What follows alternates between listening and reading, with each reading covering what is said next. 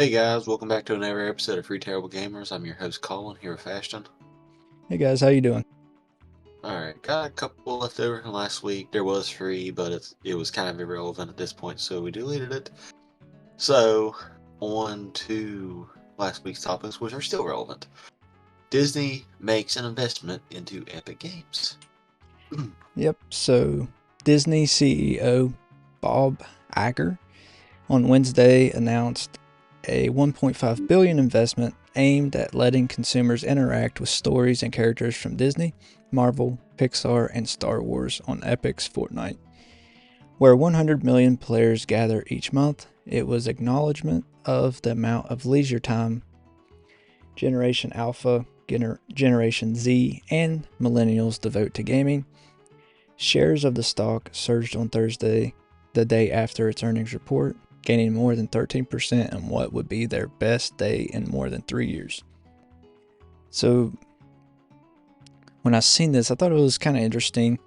I know they've done collaborations before because Marvel characters are in Fortnite for skins and stuff, but just when you think of Disney, you don't really think of gaming, which they do have games. Don't get me wrong, but I'm just saying Fortnite, like Epic and Disney, you don't really think of them in the same thought. But yeah, I thought it was pretty interesting, and definitely if they're making an investment in Epic Games, it means that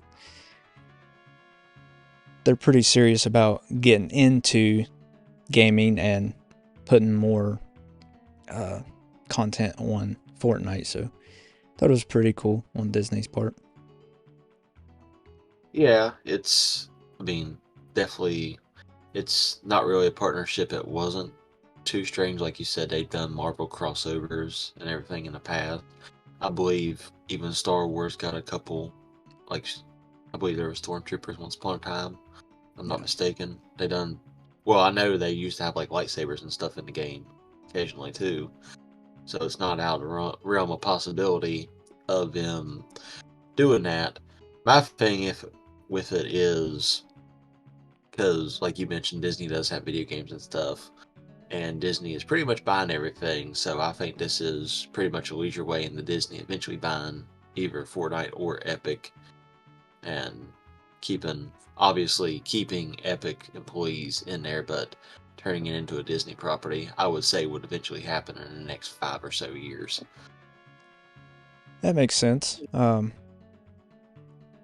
And I agree. I think if this goes well, this is they just investing into Epic to kind of test it to see how this is going to go, and if it does very well, then they may try to acquire Epic like Xbox, buys other gaming studios, and then therefore, I guess Disney would be into the gaming market and maybe start making their own first party games, which, like I said, they do have games, but obviously they don't make them first party. They just license out their IPs to other developers. But be interesting to see what the future holds for Epic and Disney. On to the next one. The Last of Us is getting a spinoff game. Yeah, so it says The Last of Us creator Neil Druckmann has confirmed that while it's yet to see the light of day, a full Tommy spinoff has outlined, which he's hopeful will be explored either via game or a show. Druckmann explained that while a full story outline for a Tommy-centric tale exists, Naughty Dog chose to focus on ironing out crunch from the studio following the release of Part 2. We have written a story that takes place after The Last of Us Part 2 that stars Tommy, and I hope that one day we get to make it, he explained. So I kind of thought, once again, this was pretty cool. That I haven't played Part 2, so I don't know what kind of part that Tommy actually has. But I know in Part 1, he doesn't have a huge role. Yeah, he's in the game, but it's not like a major role. So I thought it was cool that they would just make a complete spin-off on him, especially since after Part 2, spoiler for any of you people that have never played the game, but Joel gets killed. So just the fact that the other brother would get his own spin-off game would be pretty cool. Yeah, that, and I know in the show itself they touched on it a little bit more than what the game did, I believe so. With Tommy being in the little area he was in and everything else, so it makes sense. I mean, I know Last of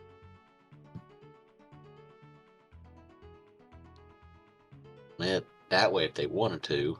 So I don't know which one they would really gear it towards. Would be I think it would be more based on the show, just because I think Last of Us Free is already too far in development to change it into a spin-off style. Yeah, I think Last of Us Part 3 is already, its own thing with, what's her name? Ellie? Whatever her name is. Ellie? Yeah. Lost the train of thought for a second. But yeah, Ellie. I think it's too far gone with her and everything. But so just making this a spinoff with Tommy by itself, that'd be pretty cool. And obviously, they could, I don't know, which I guess they kind of said it would be following part 2, but I think it'd be pretty cool if they did it before even part 1, like show what happened between him and Joel after, Joel's daughter got killed, and where Tommy joined the Fireflies and everything, and they kind of had a falling out. The game implies that, and so does the show. So it'd be cool to see what happened there if they would go back that far, just to get more of the story. It's not necessary, really, but it's just something that some people like myself are wondering what exactly happened in those years. So you're saying like a 1.5? Or even like a point?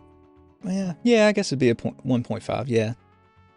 Because it'll be midway. I mean, obviously everything happens at the beginning of the story. Yeah. But it's kind of hard to do a prequel on it if the cordyceps just hit in the first one.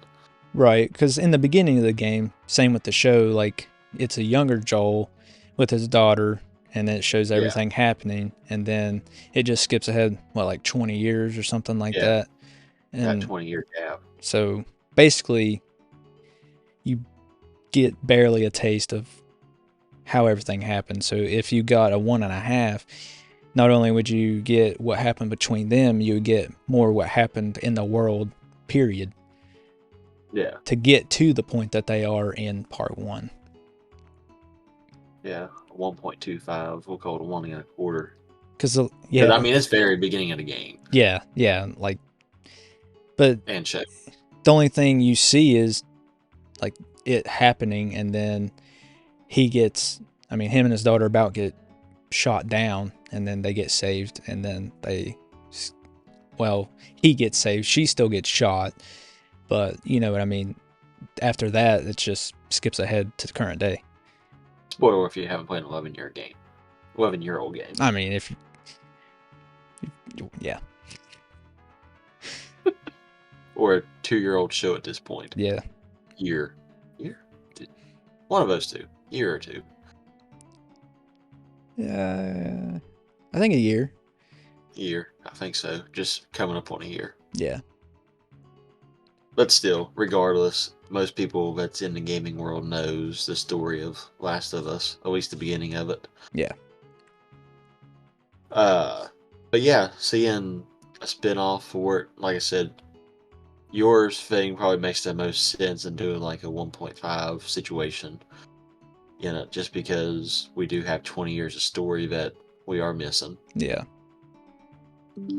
I mean, heck, even if they wanted to, they could technically bring Joel back in that situation and do same thing, and they could split it up in two different, play two different characters and have two different sides into it for 20 years. That would be a good game if they did that. I mean, it'd probably still be a good game regardless, but yeah, make it more interesting anyway. But usually you don't see major series have like 0.5s. Like I said, only ones I can really think of is like Kingdom Hearts having like 0.5s.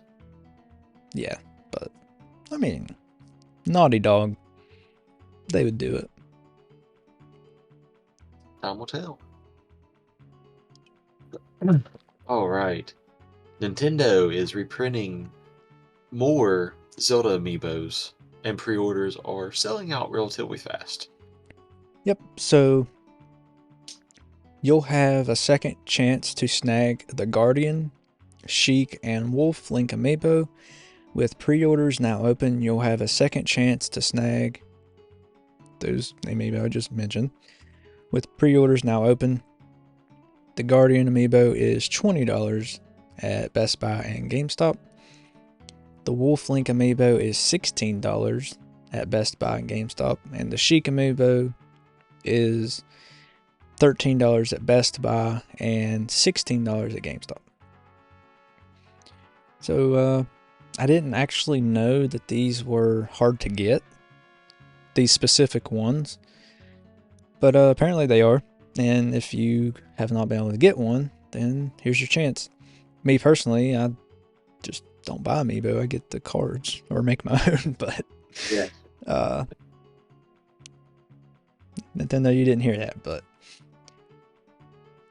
I'm just saying it would be cool to collect all of them. But I mean, $20 a piece, or the lowest here, $13 a piece. I don't have the money for that. So there's definitely a ton of Amiibos, and there's even a bunch of Zelda ones. If you're just going to get Zelda specific, there's still a bunch. So I don't have money for that. When you make 32 of them for about $20. Yeah. Yeah. But yeah, I mean, still, it's Nintendo's still leaning on the Amiibo side of things, though. Too, still, I mean, I understand some people get into more collecting than other people, but that's just one thing I never really have understood is the Amiibos. I mean, I know that specifically those ones, and especially in games nowadays, they'll give you boosts and stuff in those titles. Granted, I don't know what really a Guardian's going to do for you, since it's a, quote unquote bad guy in the game. One of the hardest, things, especially for beginners, in that title of Breath of the Wild. I know in Breath of the Wild, if you use the Guardian Amiibo, it gives you a chest.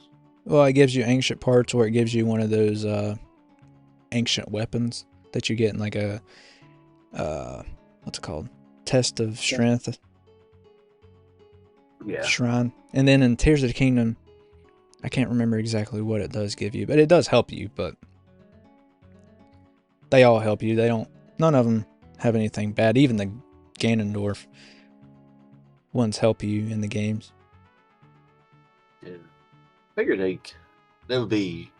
Nintendo could have a chance to troll people on that and like drop like a random Guardian down, or Gloom Hands and Tears of the Kingdom per se, or like take you down the one heart or something. Yeah, that would be pretty cool. I mean, that would be a nice addition. You or imagine the drop backlash people get so mad because people are so touchy, people get so mad. I think it would be kind of funny, honestly. I mean, it would make sense that why would a bad guy help you? I mean, yeah. I mean, I guess technically they do have, ever since the first Zelda game, a bad guy has helped in a situation. Yeah, but people would be so mad because, I mean, I made my own, so it wouldn't really matter to me. But people paying $20 for this Amiibo, and then it gives you one heart or something, they would be so mad. It'd be funny nonetheless. That would be very funny, but that would make people so mad, and Nintendo would hear it. So that's why they don't. Same reason why they don't have achievements in their games. I would honestly love to have achievements, at least in the Zelda games. Like, that'd be so much fun. Oh yeah, I never really missed an opportunity per se in the Zelda games as well. Yeah. Not having that feature. Imagine the ones they could put in Breath of the Wild or Tears of the Kingdom, like your hidden achievements. Like they could put some crazy ones on there. Oh yeah. All right, on to the next one. The first PS6 spec leaks. Yep, this comes from YouTuber Moore's Law is Dead. a reliable tipster who previously leaked details about Sony's long-rumored PS5 Pro with beefed-up internals. In a recent video, Moore's Law's did claim to know with 100% certainty that Sony will continue its partnership with AMD to power the PS6 and PS5 Pro. The chip will boost a speculated 4K at 120 frames per second and 8K at 60 frames per second, gaming experience sources said. Adding credibility to this rumor is another report from YouTuber Red Gaming Tech, who claims Sony wasn't even considering any vendors other than AMD to power its next-gen consoles. The PS4 and PS5 each packed the AMD Jaguar and Zen 2, respectively, before the PS5's 2020 release. Red Gaming Tech said Sony discussed making the switch to other chip vendors, the most notable of these being Nvidia. However, the company ultimately decided to stick with AMD for several reasons, including ease of backward compatibility and an already dedicated custom solutions team. So, out of all of that, apparently, with the PS6, you will get 4K at 120 frames per second and 8K at 60 frames per second, which is kind of where we're at right now with the current gen, the current next gen, I guess. So, not really anything specifically better on the frames per second side, but graphics wise, obviously will be better. But, like I said, right now, we're supposed to be getting 4K to 120 frames per second on the PS5 and Xbox Series X, but most games are still only running 60 frames per second.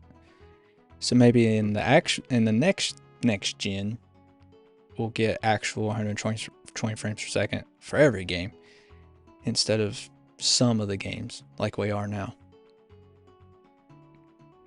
Yeah, it's honestly, I mean, like you said, it's still stuck in what it is now. Basically, you get a little bit of an upgrade, but the fact that they're still working on it, so right now it's 120 for 1080, and then it's still 60 for 4K. So they'll be basically doubling come the release time, which I'm going to assume off previous times we've talked about 2026 will be the assumption. Yep, 2 years. Which, I mean, it's kind of about right, because if everything that we've been hearing is right, Nintendo will release their new console this year or next year. And everybody knows Nintendo's behind on the technical part, so it makes sense that it'd be about the right time for everything to come together with Nintendo releasing their new console, which is expected to be at least as powerful as the Xbox One and PS4. But yeah, it just kind of makes sense for 2026 around that time for everything to come together in a line.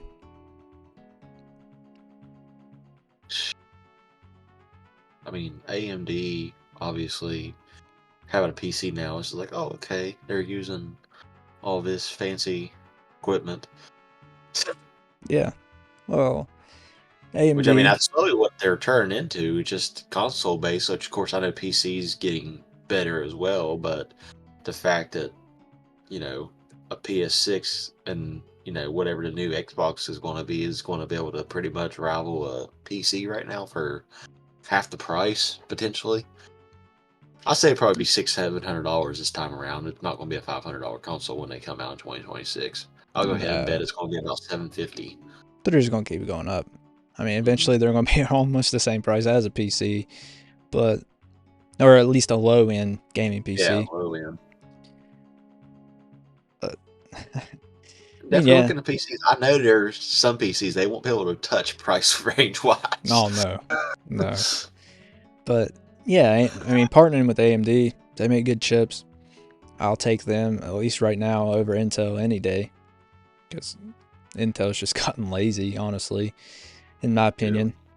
But yeah, AMD, they're coming out with some nice chips. Hey guys, this episode is brought to you by our friends at Bucked Up. Bucked Up is a company founded in 2016 by two brothers on a mission to provide consumers with the highest quality supplements and fitness products to help them achieve their health and fitness goals. Bucked Up has a ton of products ranging from energy drinks and supplements to protein bars and pre-workout, all with crazy good flavors like Rocket Pop and Cotton Candy. You won't find a better tasting boost without the crash anywhere else. So head on over to buckedup.com and use the code 3TG to get 20% off your order. That's the number 3TG. Get the job done and feel great with Bucked Up energy. When you feel it, you just got bucked up. NVIDIA too on the graphics side, which Nintendo's, the Switch is using an NVIDIA chip, and then it's been rumored that the Switch 2 also use an NVIDIA chip, so partnering with these big PC chip companies is pretty cool, getting them in consoles.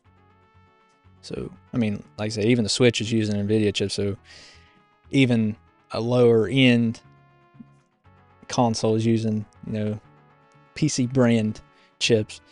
It's not a PC chip, but you know what I mean, like big names. So we're eventually going to get to the point gaming consoles are just going to be mini PCs, pretty much. Still be limited to the console operating system, but the performance will be like a mini PC, like a low-end gaming PC, pretty much. So. Yeah, the end of the day, anyways. Mm-hmm. All right. So we mentioned it last week that Xbox was having issues and there was all kinds of rumors and all that fun stuff. And we told you that whenever they had their business update, we would bring it to you. So here we are with it, Xbox business update. All right, so here is everything announced at the Xbox event.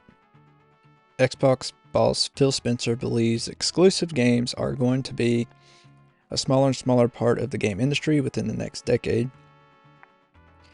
Phil Spencer shuts down multi-platform concerns, says next-gen Xbox console will respect investments that people have made in the platform. Xbox chiefs assure players hardware is a critical component of the business amid speculation that Microsoft could stop making consoles. 4 Xbox games are coming to other consoles, but Starfield and Indiana Jones and The Great Circle aren't. Microsoft teases Xbox Series X's successor, promising the largest technical leap you will ever see. The largest technical leap you will have ever seen in a hardware generation.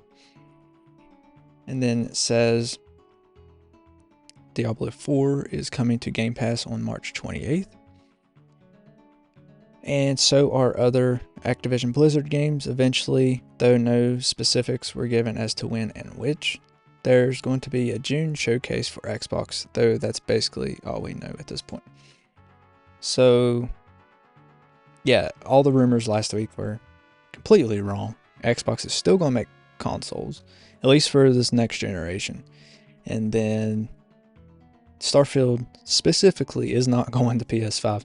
There are 4 games that are, but You didn't mention them. He didn't mention them. But I kind of So have an they are idea. over a year old. They are all over a year old. Yeah, I kind of have an idea of which games are. Do you? I would assume Gears of War is probably still correct because the most recent title in it was 2019. Yeah. I would assume a Halo title. I'm not going to say all Halos are going to come. I want to say probably a couple. Like the older ones, like 1, 2, and 3, maybe. Possibly 4, because it came out in 2012, I believe. And then I would say Sea of Thieves, potentially. My 4th one, maybe an older Forza. Horizon or Motorsport? Or both? Motorsport. Those Okay. are my guesses. Since the rumors were wrong last week. Right. All right, so mine is Sea of Thieves, maybe Gears of War. I know Hi-Fi Rush. It's pretty much going. I forgot about that game. Pentiment or whatever it's called. I think it's pretty much been. It's on the heavy speculated side. I won't say it's pretty much confirmed, but it's very heavily speculated that that's one of them. I'd like to say that Halo would, but I don't know if they're ready to let go of Halo just yet. And I'd say my last would probably be an older Forza, but I'd say maybe the first two Horizons, Forza Horizon 1 and 2, possibly. Yeah.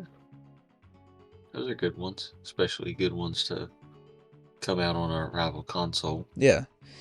So we'll just have to wait and see, and obviously we'll let you guys know when we find out. So yeah, it's nothing to worry about. Xbox is still in the console business, at least for this next generation. My prediction is next generation may be their last, but like I said, that's just my opinion. After that, I think they may focus more on Game Pass and try to sell it to Nintendo and Sony. But I don't know. We'll just have to wait and see. Yeah, that would eliminate people having to buy PCs too at that point. Yeah. Because, I mean, they could still release Xbox titles on Game Pass for PC, and then they would release it on Xbox and Nintendo. I mean, on PlayStation, Nintendo too. I had a topic after this one. It was we basically just covered in the business update. It was kind of a pointless topic with it being Xbox Next Gen confirmed because obviously we hit on that. So we're going on to one more, and NCAA College Football 25 got a trailer. So this kind of made me smile when I seen this, which I seen before you sent it to me, but I was hoping this would be a topic. So yeah, the trailers, it's short and sweet, just a teaser trailer, just to let you know that this is a real thing. But the article I have here says, after a decade of waiting, a beloved college football video game franchise is returning. EA Sports has announced that NCAA Football will return this summer. The famed franchise hasn't released a new edition since NCAA Football 14. Several months after the release of that game, the publisher stated they would not be publishing a new college football game due to legal issues. General Manager of American Football for EA Sports, Cam Weber, issued a statement saying, "We have been stuck in the middle of a dispute between NCAA and student athletes who seek compensation for playing college football. Just like companies that broadcast college games and those that provide equipment and apparel, we follow rules that are set by the NCAA, but those rules are being challenged by some student athletes. For our part, we are working to settle the lawsuits with the student athletes. Meanwhile, the NCAA and a number of conferences have withdrawn their support of our game. Those legal issues would lead to a class action lawsuit from former college athletes. EA would settle the suit of $60 million in 2016, paving the way for the game to return. Now, a new tweet from the game's publisher has confirmed that a full reveal of the game will come in May with planned summer release. So, for those of you older gamers, like me and Colin here, we played some NCAA football in our younger days. And honestly, sometimes I like those better than Madden. So I'm kind of happy to see those come back. From what this is saying, some conferences won't be in the game because of some legal issues. They didn't have a list or anything of which ones would be. So hopefully we get the Big 12 in there, so we can get West Virginia in there. But we'll just have to wait and see. I'm happy it's coming back. I guess it's going to be just college football 25 instead of NCAA football. Yeah. Yeah, because NCAA would implement that everybody was involved in it, but college football they can avoid with dropping conferences and stuff like that. So pretty much it puts I won't call it the backyard football series like spin on it without it being cartoon, obviously. Right. But it allows for some legal ways around stuff. But with how they're doing it, and since college athletes can be endorsed now, do you think this game, since it has select conferences and stuff in it, do you think this game will have last names, unlike the older ones that just had their position and number? I hope so, because that's the only thing that was missing in those games is like the names, because you play Madden and there are names on the back of the jerseys and at their feet or whatever. But like you said, in the NCAA football games, it was just their position. So like if it was quarterback, it said QB and then their number. But yeah, hopefully. And I don't really want to choose a side here for the stuff that's going on, the lawsuits, but in my opinion, I guess I am choosing a side. In my opinion, I don't think college athletes should get paid to play college ball. That's what the professional leagues are for. I agree that they should be able to get endorsements, get a shoe deal or whatever. That's fine. But getting paid to play college, I mean, you're still in school at that point. So you're not even... You're not even on... You may not be that good to make it to the NFL. So why are you going to get paid if you're not even that good? All right, so we're going way back to our other podcast that we used to have a long time ago, and just because you're making an argument with it, I want to argue against you with this, even though it technically goes out of the video game world a little bit. Okay. So, I don't think they should be paid as much as professional athletes for obvious reasons. But I think there should be an option of wherever you get, your scholarship paid for, whatever, or, which of course I know not everyone has full rides. Some only have like partial rides, whatever. But if you're not a full ride athlete, or if you are a full ride athlete, you should have an option to get compensated. Obviously not millions, in the go semi-pro pay rank anywhere from, $35,000 to $50,000 a year, which, I think is reasonable, because that's what you would be average, quote unquote, working if you was out in the real world actually working and not playing sports. So I think you should have that option. If you are a full ride student, you should have that option to pay or get paid, a lower salary, obviously, or your full ride. Because, some of them are technically getting paid in a full ride scholarship to an extent, because their college is paid for. They don't got to pay a dime. Right. Or, like I said, they should have that option. Like, okay, but, you got to pay for school at this point. So it bounds a responsibility thing in there, per se. Okay. So, I know, way off the video game topic, but still. All right, so I agree that, yeah, if they're going to play, yeah, they should get paid. Their schooling should be paid for. That's fine. But actual money that go into a bank account, I don't think. And that's just because you're still in school, and I don't know exactly how the NFL's rules are on it, but I know NBA, you can do a one and done. So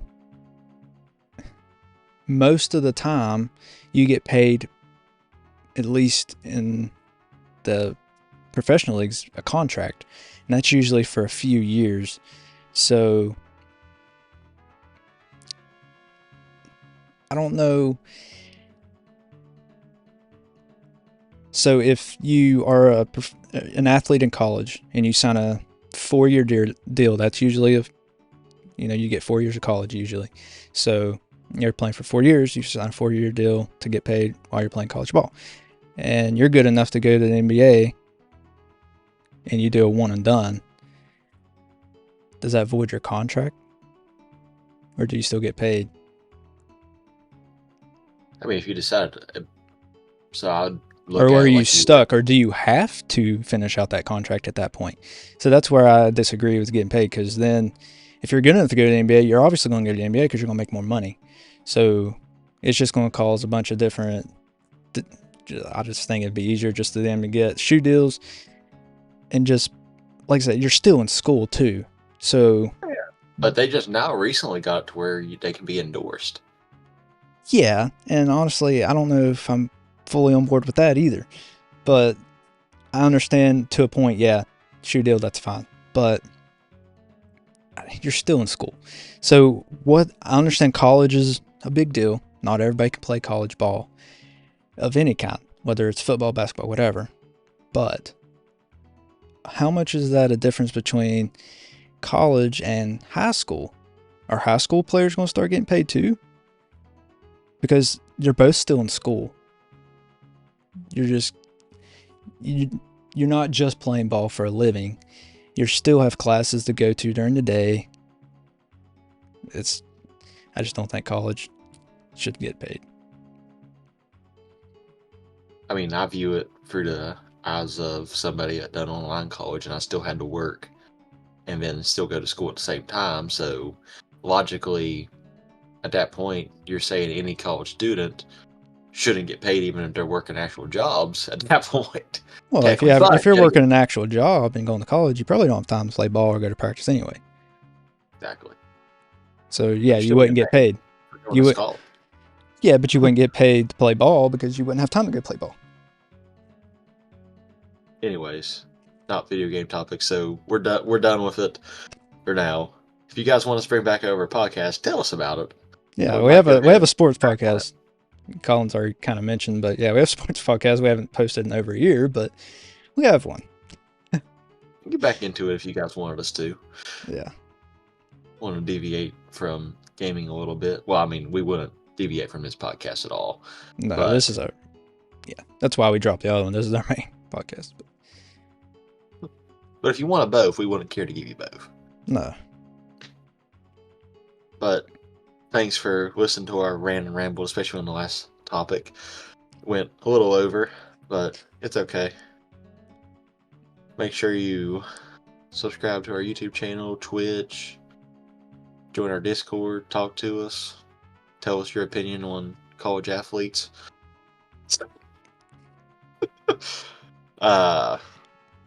Got merch on Redbubble. Listen to us wherever you get your podcast, specifically Red Circle, our main platform. And I think that's it. Yeah. Thanks for listening. We'll catch you in the next episode.